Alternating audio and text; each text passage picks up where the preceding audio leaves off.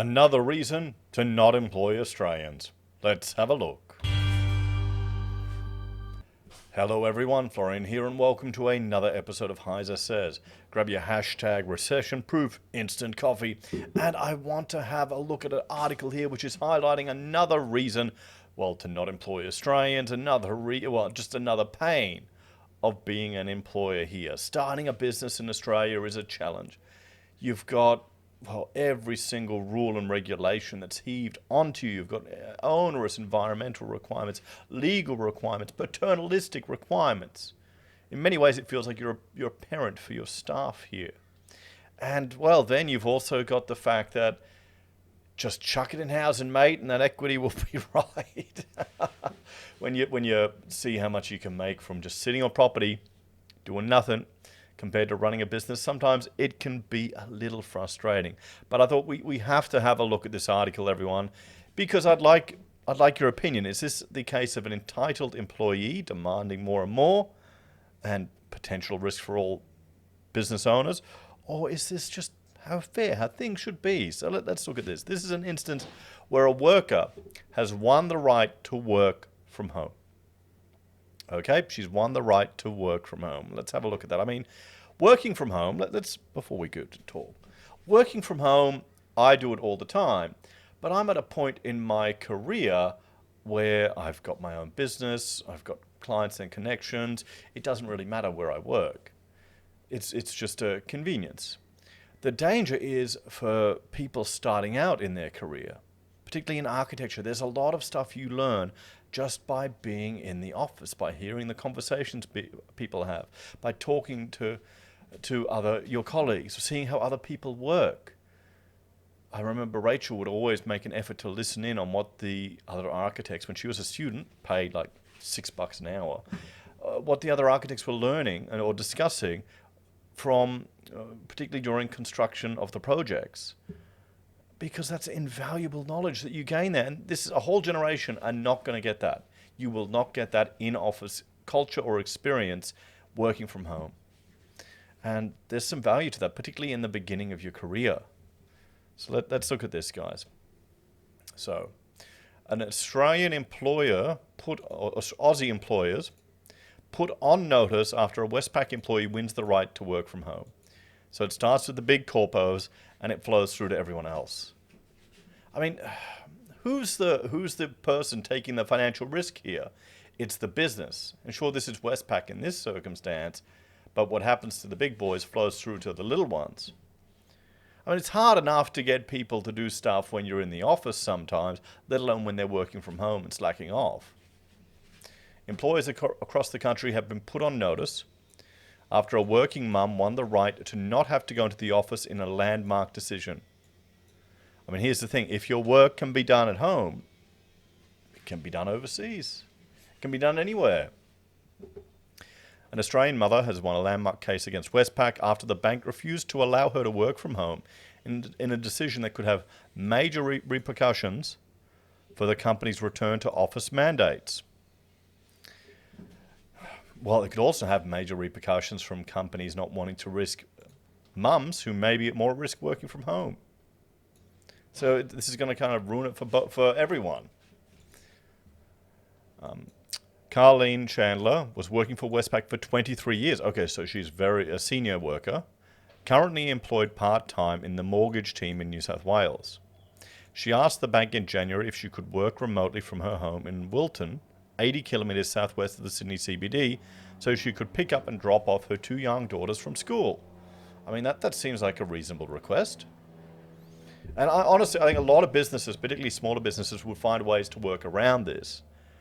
But that's different to the government. That's different to, WorkCover or watchdog organisations getting involved and making it a requirement or setting this precedent. Westpac refused, with the senior manager telling the mum working from home is no substitute for childcare. Working from home is no substitute for childcare. I think it could be. I'm concerned with the state of Australia. I was talking to a steel guy today, And we were discussing the challenges of, needing both people to work and having to put your kids in childcare. And he said, it should be, the wife could stay at home, raise the kids. And I go, yeah, mate, you can do that, but it's you're doing it because you've got your own business and it's a luxury. A lot of people can't do it. And he's talking about how, he knows women who are rushing to get back to work. And the only benefit of her working was that they could afford to go on a holiday once a year. And he doesn't understand why you do that. And I don't understand either. I think it's just maybe you want to keep your career going. You feeling like you're missing out on something. Let's see. Miss Chandler proposed an alternative. She worked 2 days a week at a branch closer to her home. This is also rejected by the bank. Well, yeah, they don't want to have branches everywhere. What was she expected to come into the city? In a ruling published on Monday, Fair Work Commission ruled in favor of Miss Chandler, noting she had a very successful track record of working from home. Now, my issue with this is you've got this supposedly independent, third-party ruling on a decision which should be completely up to the bank. It should be completely up to the employer. The employer should have the control in this situation of where they want their staff to work. Working from home should be a luxury, not something that you're entitled to by default. And what's going to happen is people will want to work from home, so then that'll be a method to attract better workers. Let the market find a solution to it. But no, Australia is very fascistic in some regards, with the state coming and telling you what you can do in your own business. So, there you go. If they can do this here, force the person here to the bank to allow them to work from home, why are we having foreign-owned mining companies forcing their sub-consultants to send work overseas? Come on, Fair Work Commission. Why don't you fix that too? While I accept that Westpac may obtain some benefit from minimal levels of in-office attendance by Miss Chandler's case, I also think that the consequences of not making an order are seriously prejudiced for the applicant and her family, the Fair Work Commission Deputy President Tom Roberts said. Ms. Chandler argued she lived out of Sydney and that getting to a Westpac corporate office would take almost 2 hours. Maybe they wanted to get rid of her, and this is the method they were using rather than making her redundant. The Commission said there was no reasonable grounds for Westpac to deny Ms. Chandler's remote working request. So even wanting to have your team working in the same environment, you need to have reasonable grounds. You can't just say this is a mandate we've decided to do as part of a business. Who's running the business? Who's managing this relationship? The Commission can allow decisions to be appealed. Employers are now on notice. In the wake of the landmark decision, employers across the country have been warned they are now on notice over strict return to work policies. The financial sector union, which took up Ms. Chandler's case, said the decision showed working from home is a right, not a privilege. Wow. Working from home is a right, not a privilege. Oh, see, this is an example of where the unions are going to cause damage to the industry. Okay, we saw Commonwealth Bank in a few episodes past where they were sending work overseas, where they were replacing people with AI bots, because that removes this element of risk. Every person is an element of risk, particularly in Australia, particularly when you have a third party coming in and managing the relationship between you and your employee. Oh, working from home is a right, not a privilege. There's so much you miss out on from working from home. Okay, I collaborate all the time on Teams meetings, but sometimes it's good to be in front of people. Westpac not only failed to meet its obligations to consider Ms. Chandler's request to work from home in accordance with the Fair Work Act, but Westpac's refusal of her request was found to not be based on reasonable business grounds, FSU National Secretary Julia and Grisano said. Well, there you go. No, she shouldn't be working like that. I doubt that's her. Is there correct lumbar support in that? Well, the posture's incorrect. You're going to get neck strain here on your back. Come on. You need to have a standing desk here, have everything at eye height. I'm looking here if I'm standing. Oh, my camera might be a little bit high. The screen isn't.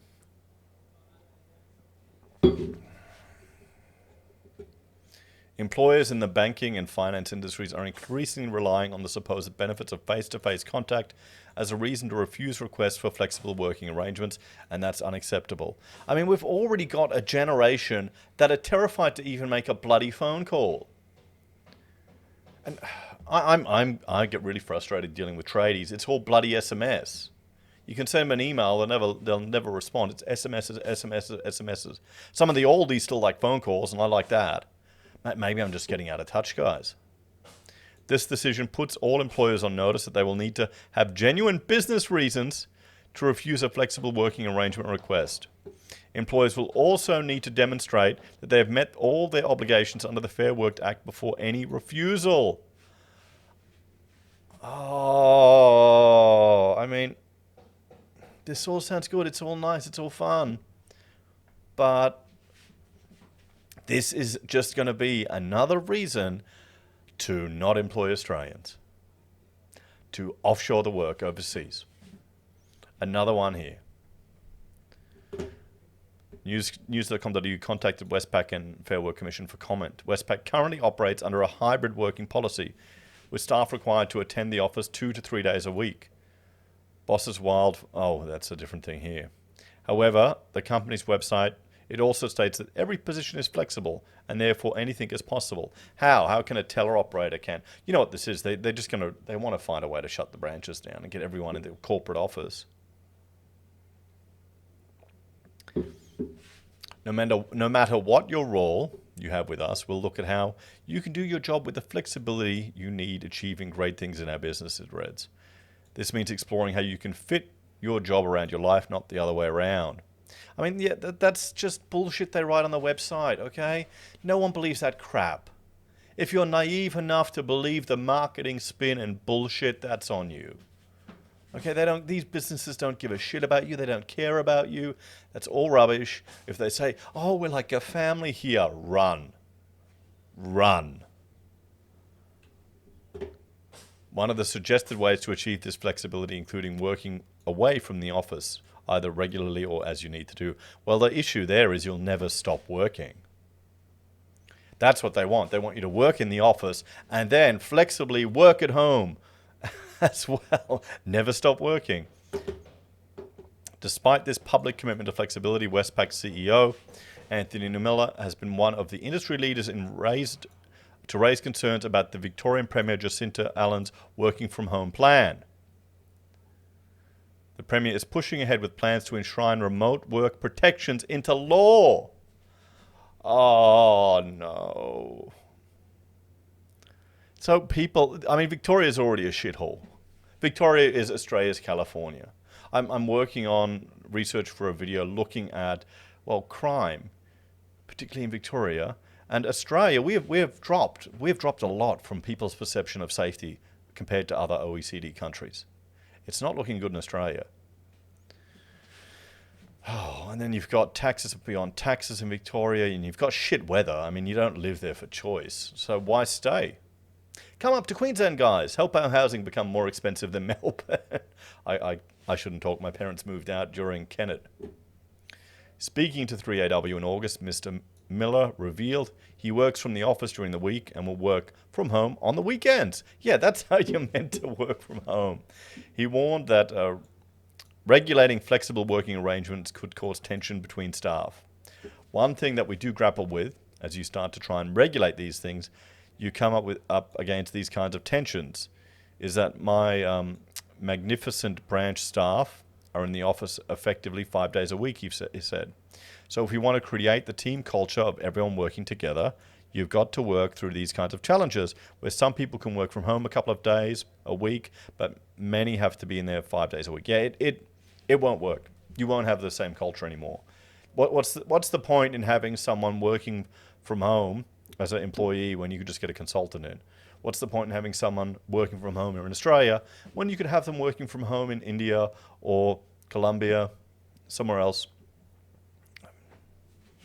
This is the thing. The more the government gets involved in this, the more it's going to incentivize and encourage people to step away, to find ways to get around this. I mean, wouldn't you hate to be a small business? I mean, it's hard enough dealing with people. It's hard enough when you have to manage someone when they've made a mistake. It's hard enough bringing someone on who destroys the culture that you've worked so hard to develop, and then you can't just fire them easily. You have to go through a managed process, teaching them basic things. Mr. Miller recognized that flexible working arrangements were important to staff, pointing to Westpac's own hybrid policy, but said he still had to ensure working from home doesn't compromise outcomes. We very much support and accept that working from home is here to stay. In fact, the policy of our bank is we want to encourage people to be in the office about 3 days a week. What's key for me is I've got to get outcomes. So it's all very well to work from home, but we still need to perform. We still need to deliver. We still need to deliver that service to our customers. So that's challenging, making sure working from home doesn't compromise what we deliver. So let's have a bit of a chat about this. And I'm going to bring up the comments on this article. I think they will be quite interesting to have a look. Bear with me as I get these open. Here we go. Okay, we'll jump back here. Yep, let's have a look at the comments here. No, I don't want any sound. So let's see, 353 comments. So this obviously has some people getting some responses.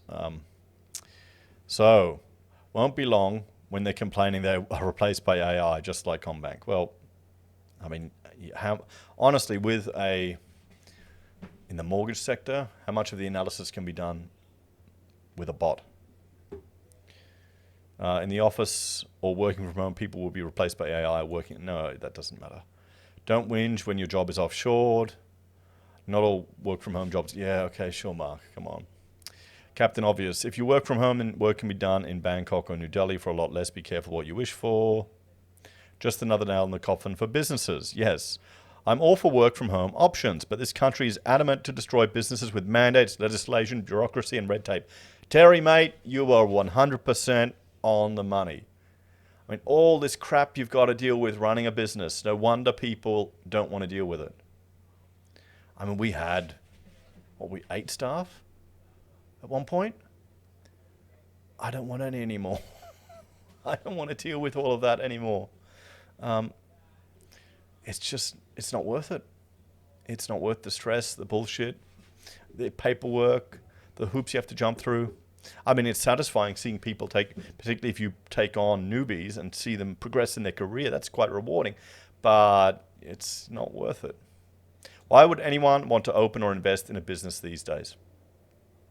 No wonder 9 out of 10 jobs are created by government. Well, I'm not sure that's wrong. Oh, it's actually 8 out of 10 jobs. Captain Good Vibes. You would think that after being with the company for a whopping 23 years, she would have been regarded as a valuable, loyal employee and shown greater consideration. They don't care about you. As I've said before, any business that's large enough to have an HR department, working from home will benefit a wider part of society by unclogging our overcrowded, heavy traffic CBDs. Yeah, no, I've got no issues, Captain Good Vibe, with working from home. And I think most people don't. It's the government mandating it, the government getting in the way of it. She should have gone to the bank and said, well, no, I don't want to. I'll go somewhere else, and gone to a competitor that would have treated her better. If you can do it from home, yep, okay, same thing. What else? The most important people cannot work from home at all ever. It's impossible for nurses. Critical workers can't. I'm a female engineer in my mid-50s. My friends in the health profession and teaching had the ability to work part-time, while I had to struggle to get to and from childcare and out of hours care to do full-time. I wish I'd studied medicine instead, so I could work my own hours. Now the tables have turned. I don't begrudge my younger colleagues who are benefiting from work from home while I had to struggle. Funny how life turns out. But don't go hating on those people that don't do the most important professions. Yeah, my only concern particularly with an engineer, same things. At least the early parts of your career, you need to be in an environment with a whole lot of people. But what if all the senior people, Like the 50-year-old, mid-50s senior engineer that has all the experience is off working from home. So you don't hear the conversations she's having with the other consultants, with the project manager, with the people on site. You don't get mentored by them as they take you on site for the walkthrough when they just happen to be going out. You don't get any of that passive learning that just happens with being in that environment. Or maybe there's a market there for that to try and replicate that with online means, but I can't see it happening. Any else? Any statistical facts on the business that, yeah, okay. Typical scare tactics. What idiot senior manager said working from home is no substitute for childcare? Yeah, I mean, that's a bit stupid. Well, let's reflect on all of this now, guys. So there we go. The government in Victoria is looking to mandate working from home. That's the beginning. This is going to be just another nail in the coffin of being a business owner here in Australia. You don't want the government involved in this. It should be up to the individual business and their employees. They should be able to do that. It should be their responsibility. But I mean, no, that's a crazy libertarian idea. Having individuals decide how they want to have their professional relationships. No. The government has to step in and take over and run the bloody thing. This is why everyone just doesn't give a shit and invests in housing. This is why. Okay, it's shit like this. I'll see you next time, guys. Bye for now.